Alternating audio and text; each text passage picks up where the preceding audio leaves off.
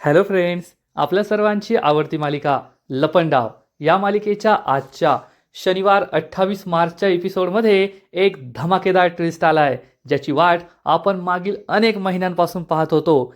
Friends, Tejaswini आणि मनस्विनी या दोघी एकमेकींसमोर आलाय, परंतु आता घरातील सगळ्यांच्या मनात मनस्विनीबद्दल, सरकारबद्दल जी भीती होती ती भीती आता निघून गेली आहे. आपण सगळ्यांनी आजपर्यंत पाहिलंय की जेव्हा जेव्हा सरकार ही सकाळी सकाळी नाश्त्यासाठी येते तेव्हा सगळेजण तिला मुजरा करायला तिच्या समोर उभे राहतात, पण आज तसं घडलं नाहीये. सरकार ही नाश्ता करण्यासाठी आली. परशुराम, मीनाक्षी, गौतम, कान्हा, उर्मिला सगळे तेथे बसलेले होते, पण कुणीच सरकारला पाहून उभं राहिलं नाही. त्यामुळे सरकारची चांगली जिरली.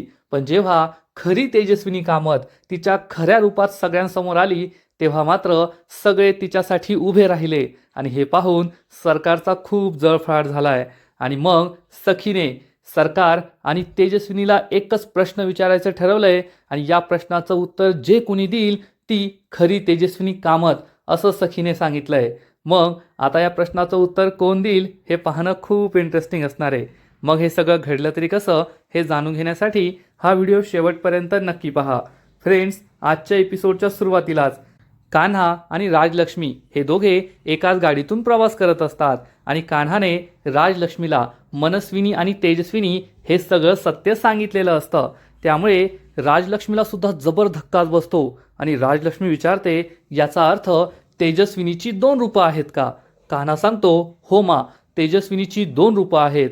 सरकार म्हणजेच मनस्विनी आणि तेजस्विनी या दोघी सख्या जुळ्या बहिणी आहेत. आणि जेव्हा मी सुद्धा खऱ्या तेजस्विनीला पाहिलं ना, तेव्हा मी सुद्धा पूर्णपणे हादरून गेलो होतो. तेजस्विनीने मागील 12 वर्ष किती त्रास सहन केलाय, मनस्विनीने तिचा किती छळ केलाय हे पाहून मला सुद्धा खूप वाईट वाटलं होतं. तर राजलक्ष्मी हे सगळं सोडून कान्हाला एकच प्रश्न विचारते, कान्हा, तू सखीच्या प्रॉपर्टीच्या पेपर्सवर सह्या घेतल्या की नाही? कान्हा विचारतो, मा, तुम्ही हे काय विचारताय? आता त्याची काय गरज आहे? जर आपल्याला कळून चुकलंय की माझ्या बाबांचा खून तेजस्विनी कामतने नव्हता केला, तर त्या मनस्विनीने केला होता, सरकारने केला होता, तर आपण आपला सूड तेजस्विनीकडून नाही तर त्या मनस्विनीकडून घ्यायचा. मग उगाचच प्रॉपर्टी स्वतःच्या नावावर करून घ्यायची काय गरज आहे? राजलक्ष्मीला खूप राग येतो. राजलक्ष्मी कबीरला जाब विचारते, कबीर, मला एक गोष्ट कळत नाहीये, तू आपलं उद्दिष्ट विसरून त्या सखीच्या आयुष्यातील प्रॉब्लेम मागे का पळतोय? तिच्या आयुष्यातील प्रॉब्लेम सॉल्व्ह करायचा का प्रयत्न करतोय? सखीची प्रॉपर्टी स्वतःच्या नावावर करून घे, त्या सरकारला रस्त्यावर आण, तिला बर्बाद कर आणि आपल्या आपल्या कामाला लाग, आपला आपला बदला घे. त्या सखीच्या आयुष्यातील प्रॉब्लेम सॉल्व्ह करण्याचा आणि तुझा काय संबंध? तर कान्हा म्हणतो, मा, तुम्ही असं का बोलताय? इतक्या दिवस आपल्याला असं वाटत होतं की तेजस्विनी कामत खरी गुन्हेगार आहे, पण आता आपल्याला कळून चुकलंय की तेजस्विनी कामत नाही तर मनस्विनी खरी गुन्हेगार आहे आणि आपल्याला त्याचाच फायदा घ्यायचा आहे. लवकरच 4 दिवसांची मुदत दिलेली आहे. या 4 दिवसांमध्ये कळून जाईल की खरी तेजस्विनी कोण आहे आणि मग त्या मनस्विनीला मी घराबाहेर काढणार. मा विचारते, झालं का मग? त्या मनस्विनीला तू घराबाहेर काढलं आणि आपला बदला पूर्ण झाला. तिने तुझ्या बापाचा जीव घेतलाय. मागील इतक्या वर्षांपासून आपल्या सगळ्यांना मरण यातना दिल्या आहेत. त्याचा सूड फक्त एवढाच का की ती घराबाहेर जाईल? तर कान्हा म्हणतो, नाही मा, तेवढाच नाही. एकदा का ती घराबाहेर पडली मग आपण तिला ताब्यात घ्यायचं आणि त्यानंतर तिने आजपर्यंत आपल्याला ज्या मरण यातना दिल्या आहेत त्या सगळ्यांचा बदला घ्यायचा, त्या सगळ्यांची शिक्षा आपण तिला द्यायची. हे माला सुद्धा पटतं. आणि कान्हा हा माला समजावून सांगतो, मा, आता लवकरच खरी तेजस्विनी कामत तिच्या खऱ्या रूपात येणार आहे. सखी तिला तिच्या खऱ्या रूपात आणणार आहे. तर इकडे सखी तिच्या रूममध्ये बसलेली असते आणि काल सरकारच्या वाढदिवसात काय काय घडलं हे सगळं तिला आठवत असतं. सखीला आठवतं की कान्हा म्हणाला होता की मागील अनेक दिवसांपासून मी सरकारच्या मागावर होतो, सरकारच्या भूतकाळात डोकावत होतो, सरकारचं सत्य बाहेर काढण्यासाठी प्रयत्न करत होतो. आणि सखीला वाटतं की कान्हा हा मागील इतक्या दिवसांपासून सरकारच्या मागावर होता आणि त्याने मला याबद्दल काहीच सांगितलं नाही. त्याने असं का केलं असेल? तेवढ्यात कान्हा घरी पोहोचतो. सखी काहीतरी विचार करतीये. हे पाहून तो विचारतो, काय झालं बेबी सरकार, कसला विचार करताय? रात्रभर सुद्धा तुम्ही कूच बदलत होता, तुम्हाला शांत झोप लागत नव्हती. तर सखी त्याला विचारते, कान्हा, रात्रभर मी कूस बदलत होते, मला झोप लागली नाही, पण तू तर गाढ झोपला होता, तरी सुद्धा तुला हे कळून आलं की मी कूस बदलतीये, म्हणजे तुला माझ्याबद्दल सगळं कळतं, पण तुझ्या मनात काय चाललंय हे मला काही कळत नाही. कान्हा विचारतो, नेमकं काय घडलंय बेबी सरकार? तर सखी त्याच्यावर खूप चिडते आणि म्हणते, कान्हा, काल तू तेजस्विनी आणि मनस्विनीला एकमेकींच्या समोर उभं केलं, तेव्हा तू सगळ्यांना सांगितलं की मागील अनेक दिवसांपासून तू सरकारचा भूतकाळ शोधून काढत होतास. कान्हाला हे सगळं आठवतं. सखी त्याला विचारते, मग तू मला हे का नाही सांगितलंस? तू मला त्या लायक समजत नाहीस का की मला हे सगळं सांगू शकशील? कान्हा म्हणतो, बेबी सरकार, तसं नाहीये. मी जे काही शोधत होतो, मी योग्य मार्गावर आहे की नाही हे मलाच माहीत नव्हतं. मग मी हे तुम्हाला कसं सांगणार होतो? मी स्वतःच कन्फर्म नव्हतो, म्हणून मी तुम्हाला काही सांगितलं नाही.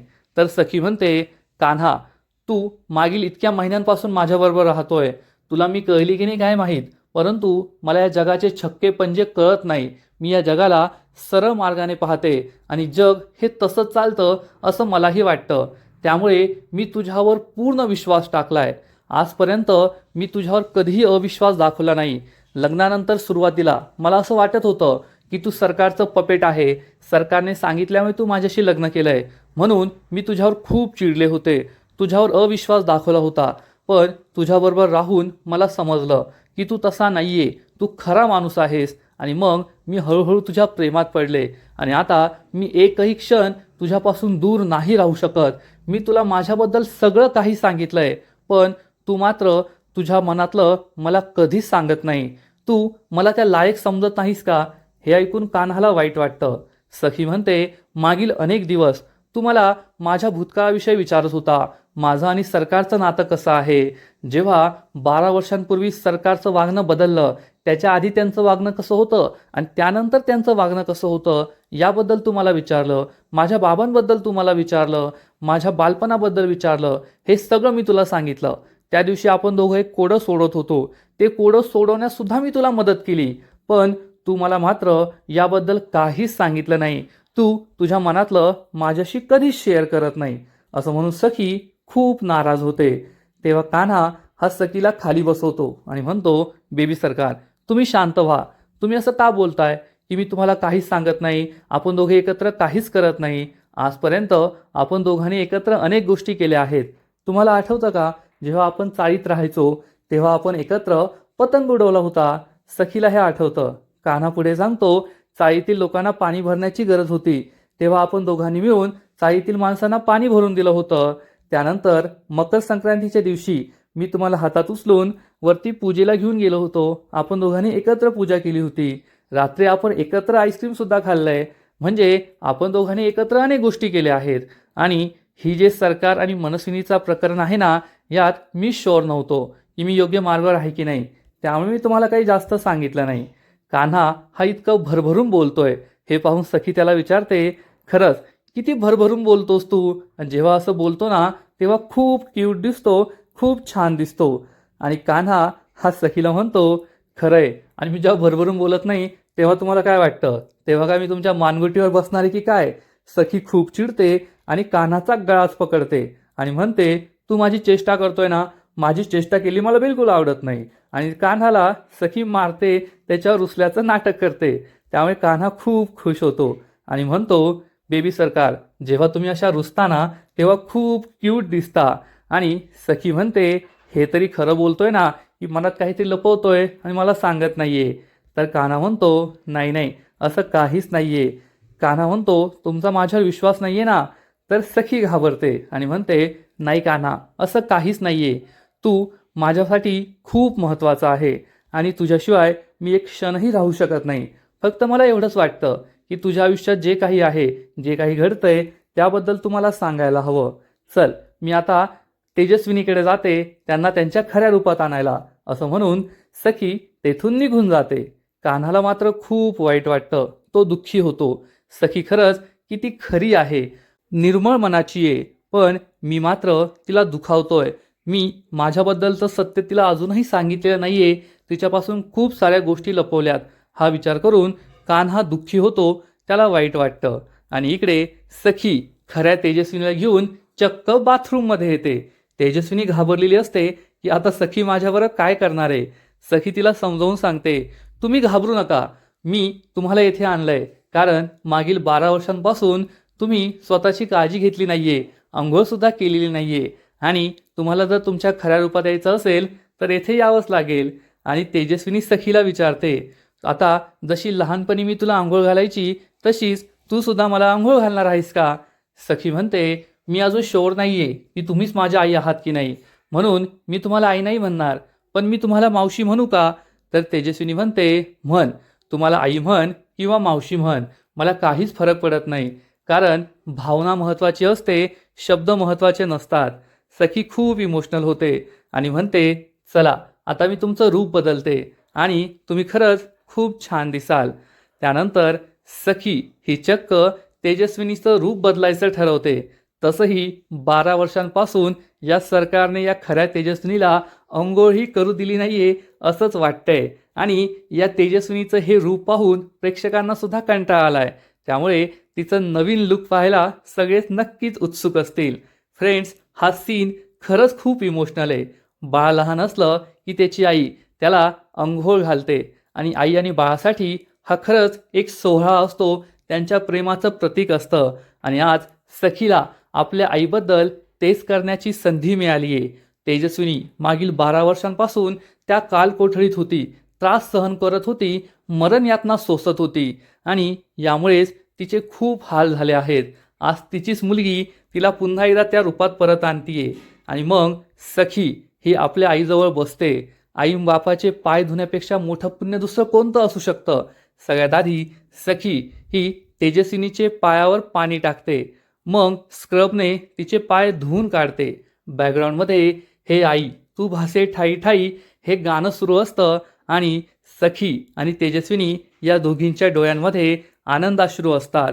सगळ्यात आधी सखी तेजस्विनीचे पाय धुते, त्यानंतर तेजस्विनीच्या डोळ्यात पाणी येतं. सखी तिचे डोळे पुसते.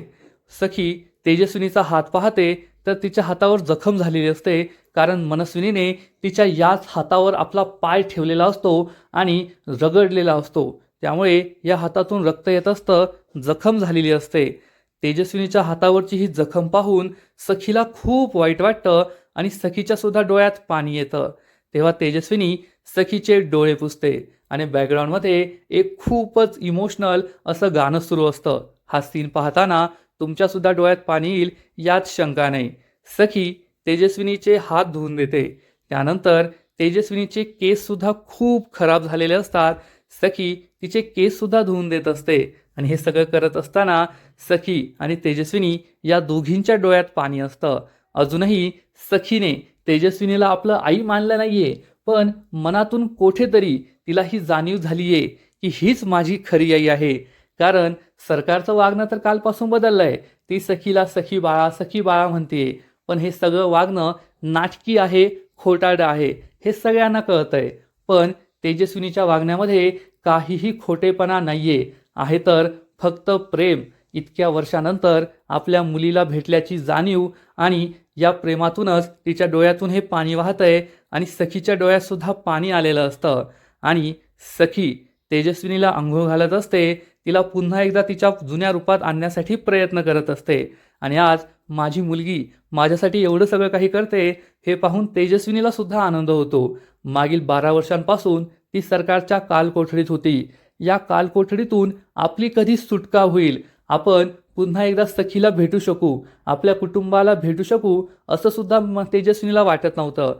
पण आज हे सगळं सत्यात उतरलेलं असतं, त्यामुळे तेजस्विनीला खूप आनंद होत असतो आणि सखी तिला पुन्हा एकदा तिच्या रूपात आणण्यासाठी प्रयत्न करत असते.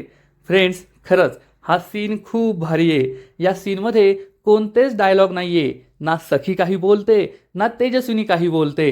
बॅकग्राऊंडमध्ये फक्त हे आई तू भासे ठाई ठाई हे गाणं सुरू असतं आणि तेजस्विनीच्या चेहऱ्यावरचे एक्सप्रेशन आणि सखीच्या चेहऱ्यावरचे एक्सप्रेशन तुम्हाला नक्कीच जिंकून घेतील यात शंका नाही. आणि कधीकधी तुमचा तर विश्वाससुद्धा बसणार नाही, कारण ही तीच तेजस्विनी आहे जी अभिनेत्री सरकारचा सुद्धा रोल करते. आणि या दोघींच्या ॲक्टिंगमधील हे विविधता पाहून तुम्हाला सुद्धा आश्चर्य वाटेल यात शंका नाही. आणि मग सखी तेजस्विनीचं संपूर्ण रूपच बदलून टाकते आणि पुढच्या सीनमध्ये तुम्हाला हे सरप्राईज मिळणार आहे जेव्हा सरकार आणि तेजस्विनी या दोघी एकमेकींसमोर उभ्या राहतील. तर इकडे डायनिंग टेबलवर सगळेजण मस्त नाश्ता करायला बसलेले असतात. उर्मिला, परशुराम, गौतम, मीनाक्षी, कुल्फी, कान्हा आणि तेवढ्यात सरकार तेथे येते. आणि आपल्या सगळ्यांना माहिती आहे की सरकारचा काय नियम आहे. सरकार ही डायनिंग टेबलजवळ आली की सगळ्यांनी उभं राहायचं, तिला मानाचा मुजरा करायचा. परंतु आता सरकारचं सत्य कळल्यानंतर किंवा हे कन्फ्युजन झाल्यानंतर की सरकार ही खरी तेजस्विनी आहे की नाही, त्यामुळे कुणीही तिला इज्जत देत नाही. सरकार तेथे येऊन उभी राहते तरीसुद्धा गौतम, परशुराम, मीनाक्षी, उर्मिला, कान्हा कुणीच उभं राहत नाही. आणि जी कुल्फी सरकारला पाहून थरथर कापत असते ती कुल्फीसुद्धा आज उभी राहत नाही, चक्क सरकारकडे पाहून स्माईल करत असते.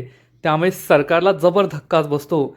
सरकार सगळ्यांकडे पुन्हा पुन्हा डोळे वाटारून पाहत असते. उभे राहा, मला मान द्या, मी सरकार आहे, मी सरकार आली आहे.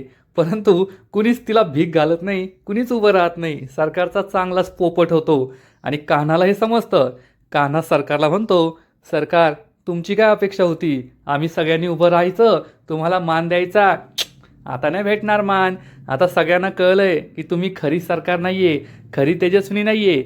तुमची भीती आता कोणाच्याच मनात राहिली नाहीये, त्यामुळे कुणीच उभं राहणार नाहीये. आता जेव्हा आमची खरी तेजस्विनी कामात येईल ना, तेव्हाच आम्ही सगळे उभं राहू. सरकारला खूप राग येतो. हा कान्हा थोडं जास्तच बोलतोय हे तिला समजतं. सरकार तशीच उभी असते. कान्हा तिला चांगलंच बोलत असतो आणि तेवढ्यात सखी तेथे येते. सरकार कान्हाला काही बोलणार, पण सखीसमोर तर मी किती चांगली आहे, मीच खरी तेजस्विनी आहे, हे नाटक तिला करायचं असतं. आणि ती सखीशी प्रेमाने बोलते, आली सखी बाळा, चल बस माझ्याजवळ नाश्ता करायला आज. सखीला समजतं या बाईची नाटकं सुरू झाली आहेत. कान्हासुद्धा तिच्याकडे वाकड्या नजरेने पाहतो. सखी काहीच उत्तर देत नाही. सरकार म्हणते, सखी बाळा, मला माहिती आहे तुझ्या मनात कन्फ्युजन झालंय की तुझी खरी आई कोण आणि तुझी मावशी कोण, पण मीच तुझी खरी आई आहे, मीच तेजस्विनी आई आहे.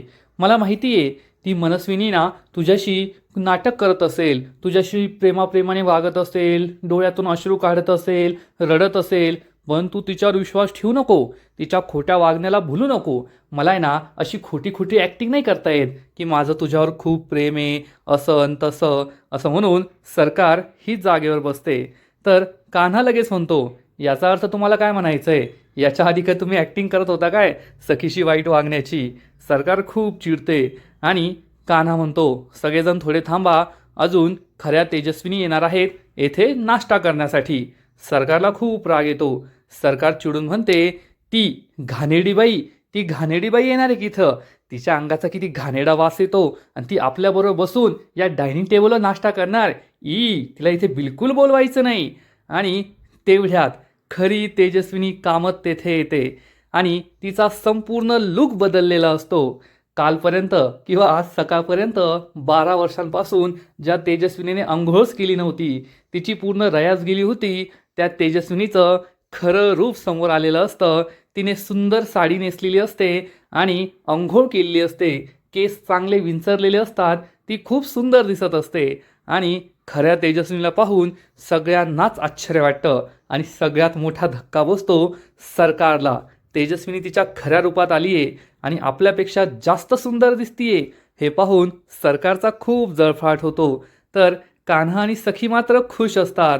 गौतम, परशुराम, कुल्फी, उर्मिला या सगळ्यांना आश्चर्य वाटतं आणि मग खरी तेजस्विनी हळूहळू चालत पुढे पुढे येते आणि तेजस्विनी डायनिंग टेबल जवळ येताच सगळेजण चक्क उभे राहतात. परशुराम, गौतम, उर्मिला, कुल्फी सगळे उभे राहतात आणि सरकारला जबर धक्काच बसतो. माझ्यासाठी तर कुणी उभं राहिलं नाही, पण या तेजस्विनीसाठी सगळे उभे राहत आहे हे पाहून सरकार खूप चिडते आणि सगळेजण तेजस्विनीकडे पाहतच राहतात. गौतमला सुद्धा आनंद झालेला असतो आणि हीच आपली खरी तेजस्विनी आहे हे सगळ्यांना समजलेलं असतं.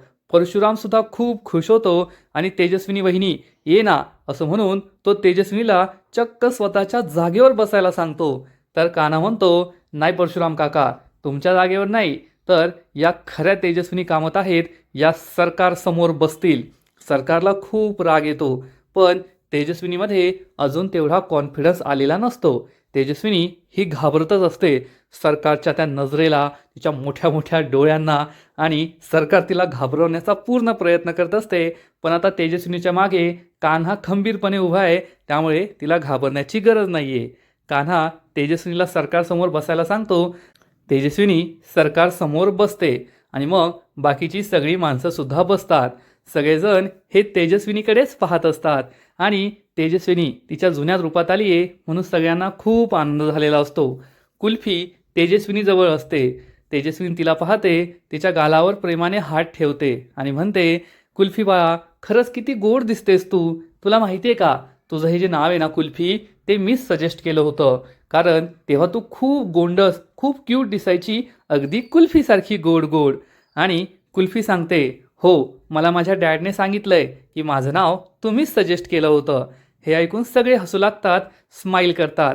कालपर्यंत जी कुल्फी सरकारला पाहून थराथर कापायची, तीच कुल्फी आता तेजस्विनीबरोबर किती प्रेमाने बोलतीये आणि तिला तेजस्विनीची भीतीच वाटत नाही. तिच्या चेहऱ्यावर एक स्माईल असते. हे पाहून गौतम, सखी, कान्हा यांनासुद्धा खूप आनंद होतो. पण सरकारला समजतं की आता माझा काळ संपला आहे, आता या घरातून माझं राशन पाणी बंद होणार. आणि सरकार विचार करते, या बाकीच्यांना तर मी नाही समजवू शकत, पण मला सखीच्या मनात ही गोष्ट निर्माण करावी लागेल की मीच तिची खरी आई आहे, हे मला सिद्ध करावं लागेल, नाहीतर माझं काही खरं नाही. आणि हे सगळं कसं करायचं हाच विचार सरकार करत असते. खरं सांगायचं तर कदाचित या मालिकेत जे जग आहे, लपंडाव मालिकेच्या जगामध्ये DNA टेस्ट नावाची गोष्ट अजून शास्त्रज्ञांनी शोधून काढलेली नाहीये. त्यामुळे साधी सोपी गोष्ट करायची सोडून हे लोक साध्या सुध्या पुराव्यांवर आणि प्रश्न उत्तरावर अवलंबून राहत आहे. सखीचा अजून विश्वास नाहीये तर सरळ सरळ DNA टेस्ट करायची आणि सत्य शोधून काढायचं की सखीची खरी आई कोण आहे. पण हे न करता बाकीच्याच गोष्टी सुरू आहेत, निव्वळ टाइमपास. आणि आजचा एपिसोड येथेच संपतो. फ्रेंड्स, लपंडाव मालिकेचा आजचा एपिसोड खरंच खूप भारी होता, खूप इंटरेस्टिंग होता. सरकारसमोर तेजस्विनीने जो स्वॅग दाखवलाय ना, तो पाहून सरकार पूर्ण हादरून गेली आहे, एवढं मात्र नक्की. आणि डायनिंग टेबलवर जे काही घडलं ते तर खूपच भारी होतं. सरकार आल्यानंतर कुणीच उभं राहिलं नाही, त्यामुळे सरकारचा पोपट झाला. पण जेव्हा खरी तेजस्विनी आली तेव्हा सगळेजण उभे राहिले आणि तिला प्रेमाने आदर दिला. त्यामुळे सरकारचा खूप जळफाळ झालाय. तेजस्विनीला सुद्धा बरं वाटलंय आणि तिचा हा चांगुलपणा, तिचा प्रेमळपणा सगळ्यांच्याच लक्षात येतोय. लपंडाव मालिकेचा आजचा एपिसोड तर भारीच होता, पण या मालिकेचा पुढील एपिसोड आणखीन भारी असणार आहे. आणखीन मोठा ट्विस्ट या मालिकेत येणार आहे. मग नेमकं घडणार तरी काय? तर फ्रेंड्स, लपंडाव या मालिकेच्या पुढील एपिसोडमध्ये आपण पाहू की सरकार तिच्या केबिनमध्ये असेल आणि सरकारकडे एक बंदूक असेल. सरकारच्या मनात काहीतरी सुरू असणार. मग नेमकं तिच्या मनात काय सुरू आहे?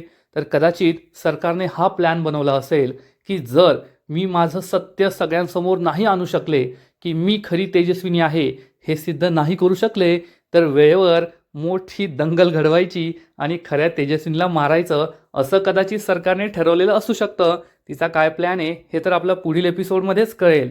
पण इकडे सखीने मात्र घरातील सगळ्यांसमोर खऱ्या आणि खोट्या तेजस्विनीला, म्हणजे तेजस्विनी आणि सरकारला उभं केलेलं असेल एकमेकांसमोर.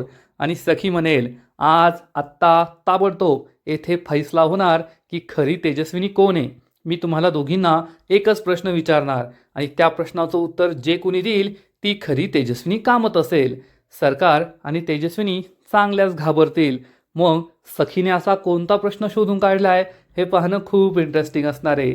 मग पुढील एपिसोडमध्ये तरी सखीला कळणार का की तिची खरी आई कोण आहे हे पाहणं इंटरेस्टिंग असेल. तर फ्रेंड्स, तुम्हाला सुद्धा लपंडाव मालिका आवडते का? नक्कीच कमेंट करून सांगा. आणि या मालिकेचे असेच नवीन नवीन एपिसोड, नवीन नवीन अपडेट सर्वात आधी पाहण्यासाठी व्हिडिओला लाईक करा, शेअर करा, चॅनलला सबस्क्राईब करून बेल आयकॉनवर क्लिक करा. म्हणजे या मालिकेचे नवीन नवीन एपिसोड तुम्हाला सर्वात आधी पाहायला मिळतील. खूप खूप खूप धन्यवाद.